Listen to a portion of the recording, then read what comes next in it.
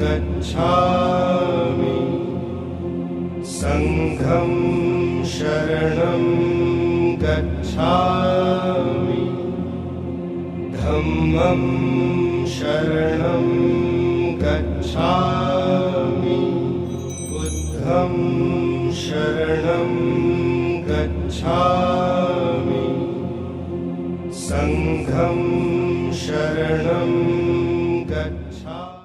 চিত্তহেতা মৃতপ্রায় অমিতাভ তুমি অমিতায়ু আয়ু করদান তোমার বোধন মন্ত্রে হেতাকার তন্দ্রালস বায়ু হোক প্রাণবান।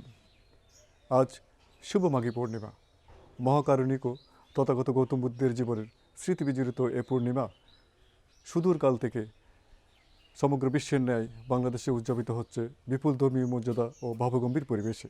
আজ হতে ২৫০০ বছরের আরও পূর্বে বুদ্ধ ৮০ বছর বয়সে প্রাচীন গণরাজ্য বৈশালীতে অবস্থান করছিলেন। তিনি সে সময়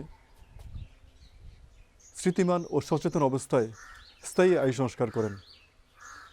তিনি বললেন, এখন হতে ৩ মাস পরে আগামী বৈশাখী পূর্ণিমা পর্যন্ত আমার প্রাণবায়ু চলতে থাকুক, অতঃপর নিরুদ্ধ হয়ে যাক। তিনি ভিক্ষু সঙ্গের উদ্দেশ্যে বলেছিলেন, হে ভিক্ষুগণ, অপ্রমত্ত, স্মৃতিমান ও সুশীল হও। ভিক্ষু সঙ্গের উদ্দেশ্যে এটাই ছিল বুদ্ধের অন্তিম ধর্মদেশনা।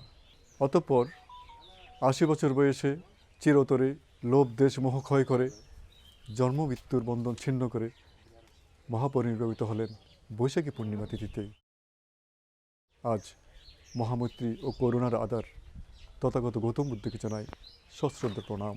আজ এই মহান তাৎপর্যময় তিথি শুভ মাঘী পূর্ণিমা উপলক্ষে আমাদের আজকের আয়োজন অধিষ্ঠানে পরিনির্বাণ।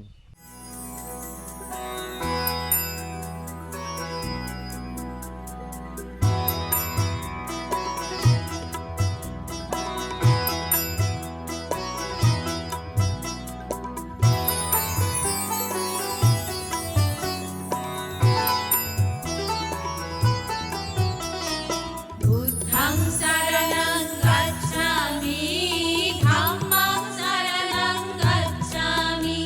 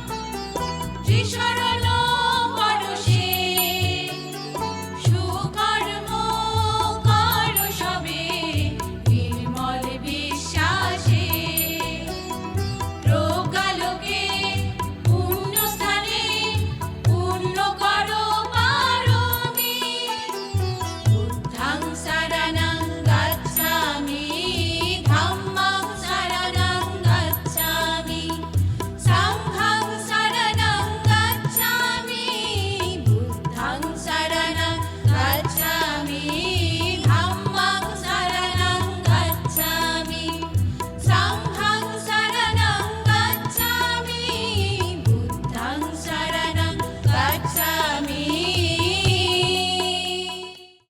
মাঘী পূর্ণিমা তিথি বৌদ্ধ সম্প্রদায়ের কাছে অত্যন্ত তাৎপর্যপূর্ণ এবং গুরুত্বপূর্ণ। এই মাঘী পূর্ণিমা তিথিতে ভগবান তথাগত সম্যক সম্বুদ্ধ বৈশালীর চাবল চৈত্যের মধ্যে তিনি আয়ু সংস্কার ত্যাগ করেছিলেন। তিনি ঘোষণা করেছিলেন যে আজ থেকে 3 মাস পর আগামী বৈশাখী পূর্ণিমাতে তিনি মহাপরিনির্বাপিত হবেন। এই ঘোষণাকে বৌদ্ধ সম্প্রদায় যে শোক দিবস হিসাবে মাঘী পূর্ণিমাকে উদযাপন করে থাকে। এই মাঘী পূর্ণিমা উপলক্ষে যে দানশীল ভাবনা আদি বিভিন্ন আচার অনুষ্ঠানের মাধ্যমে যথাযোগ্য ধর্মীয় মর্যাদায় মাঘী পূর্ণিমা তিথি উদযাপন করে থাকে। তাই এই মাঘী পূর্ণিমা তিথি উপলক্ষে আমি যে বর্তমান দ্বন্দ্ব সংঘাত অশান্ত বিশ্বে যে ভগবান বুদ্ধের সাম্য মৈত্রী অহিংসার বাণীতে জগৎ শান্তিময় হোক এবং জগতের সকল প্রাণী সুখী হোক, এটাই বৌদ্ধদের ঐকান্তিক কাম্য। পরিশেষে আমি যে সর্বপ্রাণীর মঙ্গল কামনা করি। সব্যে সত্তা সুখিতা হন্তু, জগতের সকল প্রাণী সুখী হোক। প্রাচ্যের রানীখ্যাত ইতিহাস ও ঐতিহ্যের অন্যতম পীঠভূমি এই চট্টগ্রাম। চট্টগ্রামের আদি ও প্রাচীনতম ধর্ম হচ্ছে বৌদ্ধ ধর্ম। বৌদ্ধ ধর্মীয় কৃষ্টি ও সংস্কৃতির প্রাণকেন্দ্ররূপে স্মরণাতীতকালের ইতিহাসে ভাস্বর এই চট্টগ্রাম। বিভিন্ন বৌদ্ধ পুরাকীর্তির স্তম্ভের অবস্থান থেকে এটাই প্রতীয়মান হয়। তেমনি এক প্রাচীন বৌদ্ধ ঐতিহ্যমণ্ডিত স্থান হচ্ছে বুড়াগোসাই বুদ্ধ মন্দির। চট্টগ্রামের পটিয়া উপজেলা সদর থেকে প্রায় 4 কিলোমিটার দক্ষিণে ঠেগুরপুনি গ্রামে এর অবস্থান। ইতিহাস পর্যালোচনায় দেখা যায় এই স্থানটি তৎকালীন আরাকান রাজ্যের অংশ ছিল। আনুমানিক 350 থেকে 400 বছর পূর্বে ছান্দমা রাজার আমলে এই স্থানে একটি সুবিস্তীর্ণ দিঘি ছিল, যা ছান্দমা দিঘি নামে পরিচিত ছিল। কালক্রমে উক্ত রাজবংশ ও স্থান হতে বিলুপ্ত হয়ে যায় এবং ধীরে ধীরে এই স্থানটি পরিণত হয় একটি পরিত্যক্ত বনে। সেই পরিত্যক্ত বনে মাটি খননপূর্বক একটি মূর্তি পাওয়া যায়। ধারণা করা হয় এটি একটি কোনো বুদ্ধের মূর্তি এবং একটি মন্দির নির্মাণ করা হয়। তখন থেকে মূর্তিটি বুড়াগোসাই বুদ্ধ নামে পরিচিত হয়ে থাকে। পরবর্তী সময়ে সেই সিদ্ধস্থানে প্রতি মাঘী পূর্ণিমা তিথিতে সপ্তাহব্যাপী মেলার প্রচলন হয় এবং তা এখনও বিদ্যমান। বৌদ্ধ পুরাকীর্তির নিদর্শন এই বুড়াগোসাই বুদ্ধ মূর্তিটিকে প্রতি মাঘী পূর্ণিমার পূর্বের দিন ডাবের পানি, দুধ, জল দিয়ে স্নান করানো হয়। এটি হচ্ছে ঐতিহ্যবাহী তীর্থভূমি ঠাকুরপুনি বুড়াগোসাইয়ের বুদ্ধ মন্দির। এটা অতি পরিচিত, খুব পুরনো। আমার যতটুকু ধারণা, সম্রাট অশোক বুদ্ধ পরিনির্বাণের 118 বছর পর বুদ্ধ ধর্ম গ্রহণ করেছিলেন। গ্রহণ করার পর উনি বুদ্ধের শারীরিক ধাতু যেখানে স্থাপিত ছিল সেখান থেকে উদ্ধার করে 84,000টা চত্বরি নির্মাণ করেছিল। ভারত, বাংলাদেশ, আফগানিস্তান, পাকিস্তান, ওখান থেকে একটা চত্বর হতে পারে। কেননা যেখানে বুদ্ধর শারীরিক ধাতু থাকবে সেখানে অরহতের সমাগম থাকবে, সেখানে অরহতরা অধিষ্ঠান করবে। যেখানে অরহতের সমাগম থাকবে সেখানে দেবতাদের সমাগম বাড়বে। যেখানে দেবতাদের সমাগম বাড়বে সেখানে সাধারণ মানুষের সমাগম বাড়বে। দেবতারাই তো মানুষের মনস্কামনাগুলো পরিপূর্ণ করে দেয়। এটা অতীব পরিচিত। কারণ আমার যেতটুকু ধারণা, আমি অর্হত না, এটা আমার অনুমান। কারণ এখানে আমি 35 বসবাস এখানে করেছি। এখানের পরিবেশ সম্বন্ধে আমার যথেষ্ট আইডিয়া রয়েছে দিন বা রাত্রের মধ্যে, সেই জন্য এটা অত্যন্ত পরিচিত।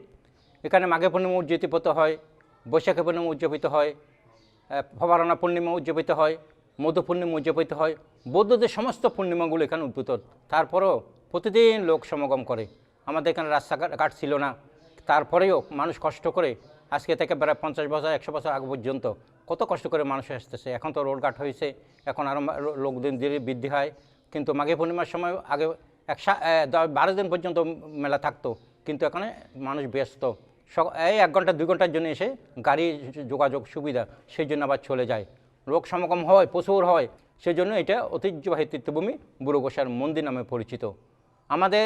আমার যতটুকু ধারণা, ঠেগরপনি এবং চিরমরণ এই দুইটি স্থান হলে অত্যন্ত পবিত্র স্থান বৌদ্ধদের জন্য, কিন্তু সমস্ত বৌদ্ধরা জানে কোথায় কী আছে। এই বুড়ো গোসাই বুদ্ধ নিয়ে নানাজনের নানা অভিমত। কেউ কেউ বলেন এটি কোনো অর্হত ভিক্ষুর অধিষ্ঠান, আবার অনেকের মতে তৎকালীন ছন্দমা রাজার আমলে হারিয়ে যাওয়া কোনো বুদ্ধমূর্তির অংশবিশেষ। আবার কেউ কেউ অনুমান করেন এ স্থানে রয়েছে বুদ্ধের অস্থিধাতু অর্থাৎ দেহধাতু। প্রবাদ আছে বুড়ো গোসাই বুদ্ধের নিকট কেউ একান্ত মনে প্রার্থনা করলে তার মনোবাসনা পূর্ণ হয়। পরবর্তী সময়ে এই মন্দিরকে ঘিরে একটি বিহার প্রতিষ্ঠিত হয়, যার নামকরণ করা হয় ঠেগরপনি ধর্মচরণ বিহার। বর্তমানে এই বিহারের অধ্যক্ষ হিসেবে রয়েছেন বতন্ত সংঘবতী মহাতের। উল্লেখ্য, মাঘী পূর্ণিমার মেলা ছাড়াও প্রায় প্রতিদিনই দেশের কোনো না কোনো স্থান থেকে পুণ্যার্থীরা ছুটে আসেন এই পবিত্র স্থানে। আত্মজয়ী মহামানব বুদ্ধের সাধনা ছিল মানুষ ও মানুষের জীবন সমস্যা নিয়ে। তার শিক্ষার অন্যতম উদ্দেশ্য ছিল চরিত্রবান মানুষ সৃষ্টি করা। কিন্তু চরিত্রহীন মানুষ যেমন নিজে সুখী হতে পারে না, তেমনি সামাজিক পরিবেশকে করে তোলে কলুষিত। আজকের এই অস্থির অবস্থা হতে মুক্ত হয়ে পবিত্র ও অনাসক্ত জীবনযাপনের সন্ধান পাওয়া চাই, আর সেজন্য প্রয়োজন বুদ্ধের অমীয় বাণীর সঠিক অনুশীলন।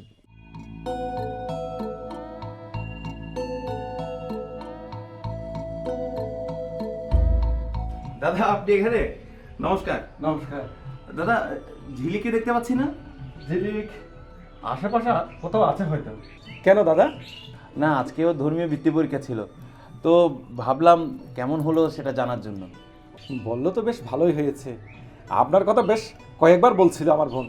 না আসলে দাদা চেষ্টা করি নিজের ধর্মের জ্ঞান সবাইকে দেওয়ার জন্য, আর ঝিলিকও অনেক মেধাবী একজন ছাত্রী।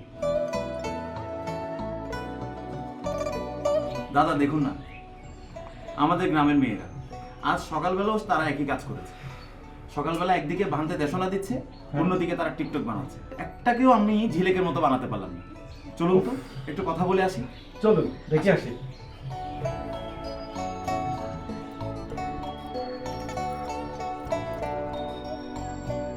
কি রে দিদি, তুই আর কত ছবি তুলবি?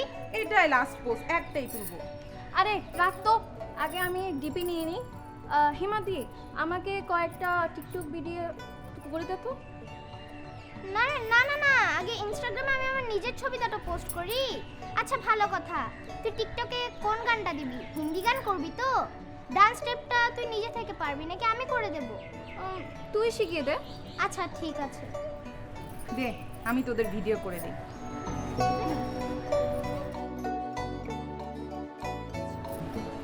এই কি করছিস তোরা এখানে? হ্যাঁ, সকালেও দেখলাম একই কাজ করছিস, এখনো দেখছি একই কাজ করছিস। কি তোদের এসব কাজ ছাড়া আর কোনো কাজ নাই না? জানেন না আজ মাঘী পূর্ণিমা, আমরা বিহারে আসলাম, একটু বন্দনা করলাম, 2-3টা পোস্ট দিয়ে ফেসবুকে দেব।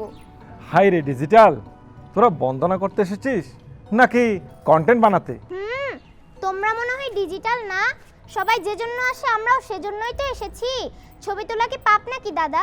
পাপ নাকি পুণ্য সেটা জানতে প্রজ্ঞা লাগে, যেটা তোদের মাথায় নেই। কে বলেছে প্রজ্ঞা নেই? আজ অষ্টশীল পালন, বুদ্ধমূর্তি দান, সঙ্গদান, অষ্টপরিষ্কার দান, হাজার প্রদীপ প্রজ্বালন, দেশ ও বিশ্ব শান্তি কামনায় সমবেত প্রার্থনা এসব তো করেছি। তো শোনো, শুধু লোকাচার করলেই ধর্ম হয় না। অন্যান্য দিনের মতো এটিও একটি খুব গুরুত্বপূর্ণ একটি দিন, কারণ বুদ্ধের জীবন দশায় বুদ্ধের অনেক স্মৃতি এখানে জড়িয়ে রয়েছে।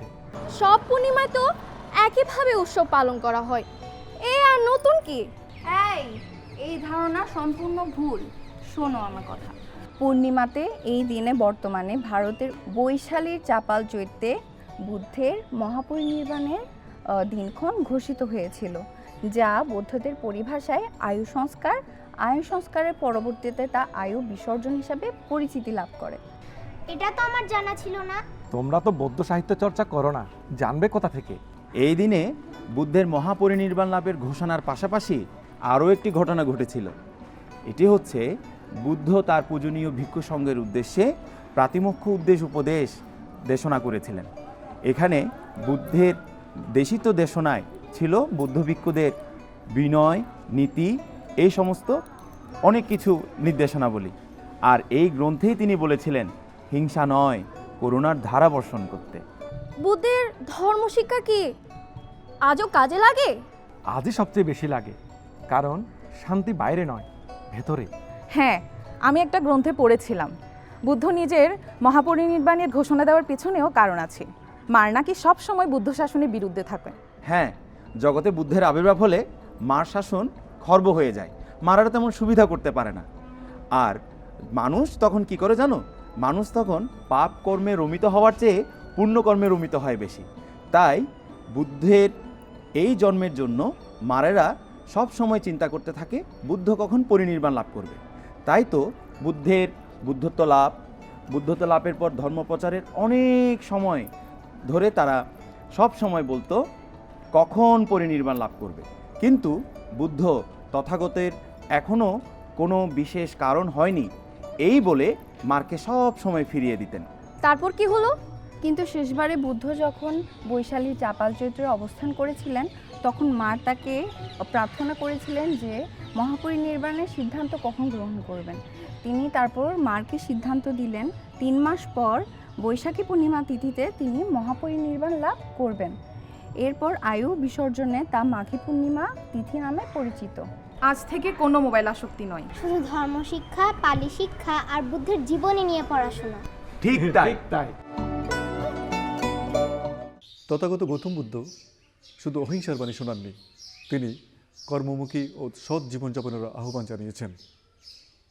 তিনি তার দর্শনে, তিনি তার চেতনায়, তিনি তার সাধনায় তুলে ধরেছেন নিজের অন্তরকে জাগ্রত করো, নিজেই নিজের প্রদীপ হও এবং সমাজকে আলোকিত করো।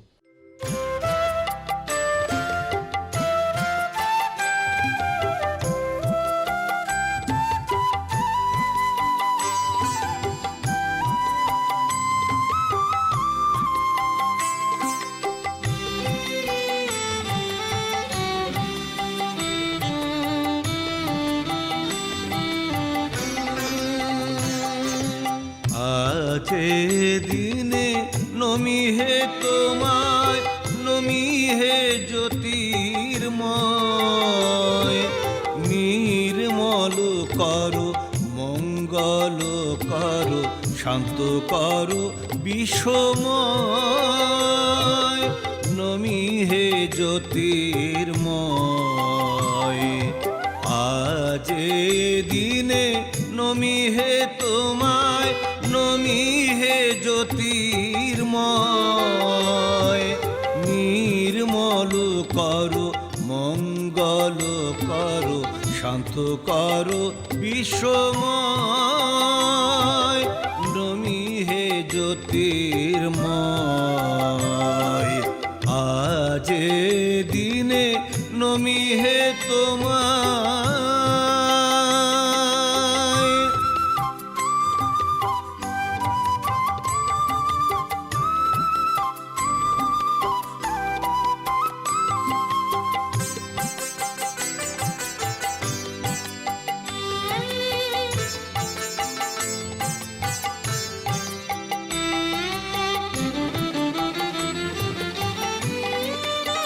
তোমার প্রশান্ত মুখে তাকিয়ে অহিংস মন্ত্রে পরিশুদ্ধ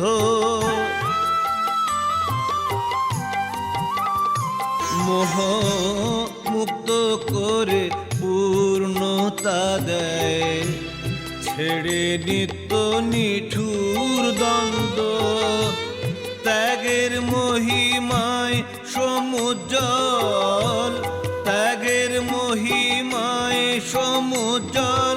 জয় হে বুদ্ধ প্রজ্ঞাময়, নির্মল করো মঙ্গল করো, শান্ত করো বিশ্বময়।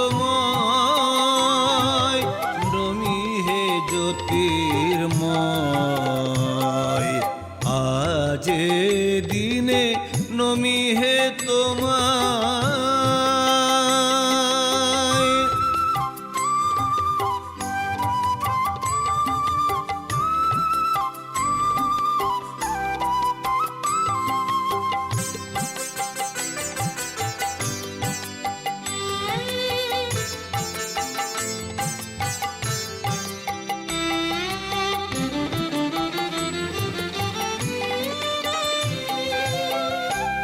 হিংসা দেশ বিভেদ বৈষম্য অসহায় তোমার অগ্নি পরশে,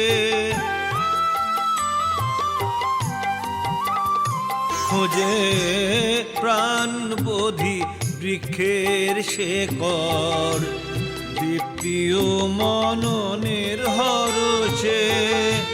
করুণা নির্ঝর শ্রেষ্ঠ তুমি, করুণা নির্ঝর শ্রেষ্ঠ তুমি। জয় হে করো সুনির্ভয়, নির্মল করো মঙ্গল করো, শান্ত করো বিশ্বময়। নমি হে জ্যোতির্ময়, আজ দিনে নমি হে তোমায়। নমি হে জ্যোতির্ময়, নির্মল করো মঙ্গল করো, শান্ত করো বিশ্বময়। নমি হে জ্যোতির্ময়,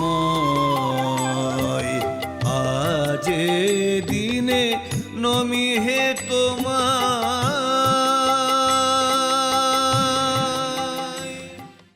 নমো তস্সা ভগবতু অরহতু সাম্মা সম্বুদ্ধস্সা। আমি সেই অরহত সম্যক সম্বুদ্ধের প্রতি শ্রদ্ধা বন্দনা নিবেদন করছি। আজ মাঘী পূর্ণিমা তিথি। মাঘী পূর্ণিমা দিবসে আমাদের মহাকারণিক তথাগত সম্যক সম্বুদ্ধ সে বৈশালীর চাপাল চত্বরের মধ্যে তিনি মহাপরিনির্বাণ দিবস ঘোষণা করেছিলেন। আজ থেকে 3 মাস পরে বৈশাখী পূর্ণিমা তিথিতে বিশাখা নক্ষত্রের মধ্যে তিনি মহাপরিনির্বাণ লাভ করবেন একথা ঘোষণা করেছিলেন। এবং সেই ঘোষণার পর থেকে যে আসলে বৌদ্ধ ভিক্ষুরা তথা আপামর জনসাধারণ চিন্তা করেছিল আমাদের পরম গুরু পরম আচার্য তিনি মহাপরিনির্বাণ লাভ করবেন, সেখানে যার জন্য অত্যন্ত মানুষরা শোকাবহ একটা বাতাবরণ সৃষ্টি হয়েছিল সে বৈশালীর চাপাল চত্বরে। কিন্তু সেই বোধিসত্ত্ব পারামি সম্ভার পূর্ণ করে তিনি জন্ম জন্মান্তরের সেই পূর্ণতা আনায়ন করার জন্য, সেই পরিনির্বাণের জন্য তার যে চিন্তা চেতনা, তার যে সাধনা, সেই শীল সমাধি প্রজ্ঞার সাধনা, সেই সাধনায় পরিপূর্ণতা হতে চলল আজকে সেই মহাপরিনির্বাণ দিবস ঘোষণার মধ্য দিয়ে। আমি আজকের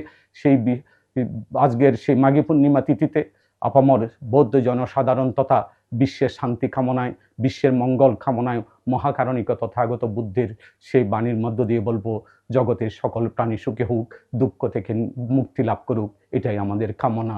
সেই মাঘী পূর্ণিমা সকলের জীবনের শান্তি বয়ে আনুক, বিশ্বে শান্তি বিরাজ করুক।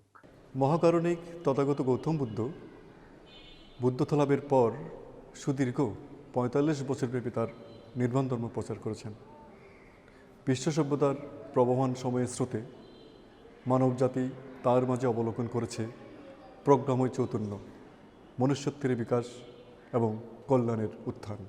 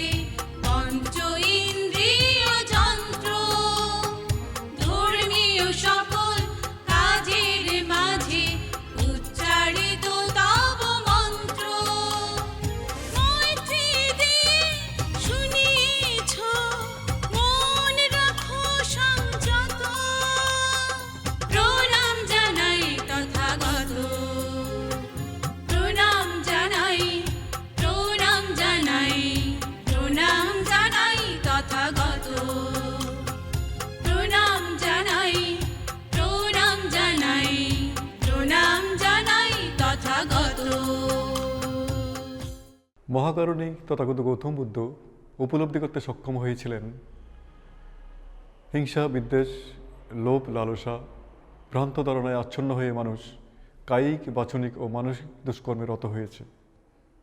এই দুষ্কর্ম তাদের দুঃখভোগের কারণ হিসেবে দেখা দিচ্ছে, কিন্তু এর থেকে পরিত্রাণ সম্ভব যদি আমরা বুদ্ধের আদর্শকে ধারণ করি, বুদ্ধের আচরিত ধর্মকে লালন করি, তবেই এর থেকে পরিত্রাণ সম্ভব। সকলের সুস্থ, সুন্দর ও নির্মল জীবনের প্রত্যাশায় বিদায় নিচ্ছি আমাদের আজকের আয়োজন অধিষ্ঠানে পরিনির্বাণ থেকে। দেখা হবে হয়তো অন্য কোনো অনুষ্ঠানে, অন্য কোনো দিনে। সে পর্যন্ত সবাই ভালো থাকুন, সুস্থ থাকুন। সব্যে সত্তা সুখিতা হন্তু, জগতের সকল প্রাণী সুখী হোক।